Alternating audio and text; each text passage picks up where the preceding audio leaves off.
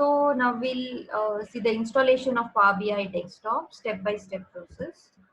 So first click on this link which is there on your screen. It will directly download the Power BI desktop for you.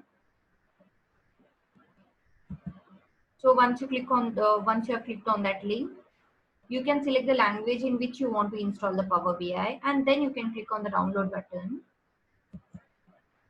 You can choose like 64-bit operating system or 32-bit, which operating system you are using. Based on that, you can select, and then you can click on next. And later you have to save the installation file on your local drive. And then you have to click on run once you downloaded the link. Then click on next. When you run the installation file, you will find this screen. So you have to click on next there. So you'll find this screen, this pop-up. You need to accept the license agreement and follow the instructions on the screen to finish this installation.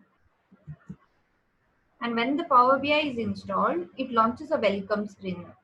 This screen is used to launch different options related to get data, enrich the existing data models, create reports, as well as to publish and share the reports.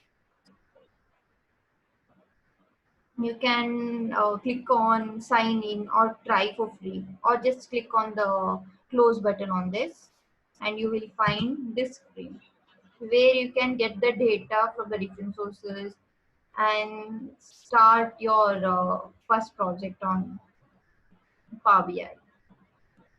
Thank you.